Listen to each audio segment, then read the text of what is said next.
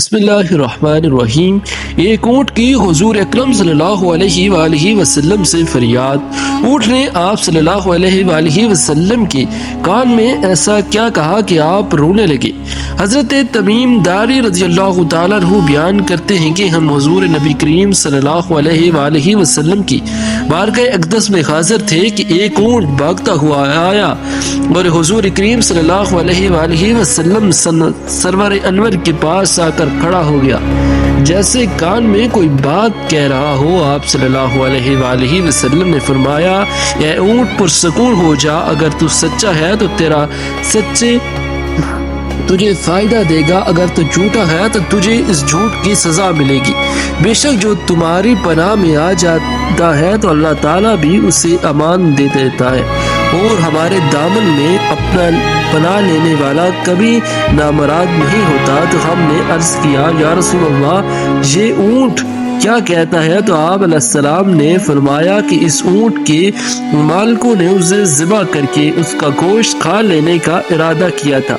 یہ ان کے پاس سے بھاگ آیا ہے اور اس نے تمہارے نبی صلی اللہ علیہ وآلہ وسلم سے محبت مانگی ہے، اور ہم سب ابھی گفتگو میں مشغول تھے کہ اس اونٹ کے مالک بھاگتے ہوئے آئے، اور جب اونٹ نے انہیں آتے دیکھا تو وہ دوبارہ حضور صلی اللہ علیہ وآلہ وسلم کی سر مبارک کے قریب ہو گیا اور آپ علیہ السلام کے پیچھے چھپنے لگا۔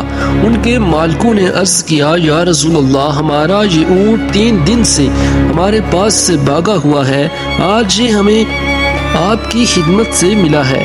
اس پر آپ صلی اللہ علیہ وآلہ وسلم نے فرمایا، یہ میرے سامنے شکایت کر رہا ہے، یہ کہتا ہے کہ تمہارے پاس کئی سال تک پلا بڑا ہے، لیکن جب موسم گرما آتا ہے تو تم گھاس اور چارے والے علاقوں کی طرف پر سوار ہو کر جاتے ہو، اور جب موسم سرما آتا ہے تو اسی پر سوار ہو کر گرم علاقوں کی طرف کوچ کرتے ہو۔ جب یہ اس خستہ حال کی عمر کو پہنچا گیا ہے کہ تم اس کو ذبح کر کے اس کا گوشت کھا لینے کا منصوبہ بنا لیا ہے، تو انہوں نے عرض کیا، خدا کی قسم یا رسول اللہ، یہ بات بالکل اسی طرح ہے جیسے آپ نے بیان فرمائی ہے۔ اسی پر حضور علیہ السلام نے فرمایا کہ ایک اچھے خدمت گزار کی اس کے مالکوں کی طرح سے کیا یہی جزا ہوتی ہے کہ وہ عرصے گزار ہوئے، یا رسول اللہ، اب ہم نے اسے بیچیں گے اور نہ ہی اسے ذبح کریں گے۔ تو اس کے بعد آپ صلی اللہ علیہ وآلہ وسلم نے اس اونٹ کو 100 درہم میں خرید لیا، اور پھر فرمایا کہ اے اونٹ، جا تو اللہ تعالیٰ کی رضا کی خاطر آزاد ہے۔ اس اونٹ نے حضور علیہ السلام کے سر مبارک کے پاس اپنا منہ لیا اور جا کر کوئی آواز نکالی تو آپ علیہ السلام نے فرمایا آمین۔ اس نے پھر دعا کی، آپ علیہ السلام نے فرمایا آمین۔ اس نے پھر دعا کی، آپ علیہ السلام نے فرمایا آمین۔ اس نے جب پھر چوتھی مرتبہ دعا کی تو آپ صلی اللہ علیہ وسلم آپ دیدہ ہو گئے اور آنکھوں سے آنسو بہنے لگے۔ تو ہم نے عرض کیا، یا رسول اللہ صلی اللہ علیہ وسلم، یہ اونٹ کیا کہہ رہا ہے؟ تو آپ صلی اللہ علیہ وآلہ وسلم نے فرمایا کہ اس نے پہلی دفعہ کہا کہ اے نبی مکرم، اللہ تعالیٰ آپ کو اسلام اور قرآن کی طرف سے بہترین جزا عطا فرمائے۔ تو میں نے کہا آمین۔ پھر اس نے کہا کہ اللہ تعالیٰ قیامت کے روز آپ کی امت سے اسی طرح خوف کو دور فرمائے گا جس طرح آپ نے مجھ سے خوف کو دور فرمایا۔ تو آپ علیہ السلام نے فرمایا آمین۔ پھر اس نے دعا کی کہ اللہ تعالیٰ دشمنوں سے آپ کی امت کے خون کو اسی طرح محفوظ رکھے کہ جس طرح آپ نے میرا خون محفوظ فرمایا۔ اس نے پھر کہا، اللہ تعالیٰ آپ کی امت کے درمیان جنگ و جدل پیدا نہ ہونے دے۔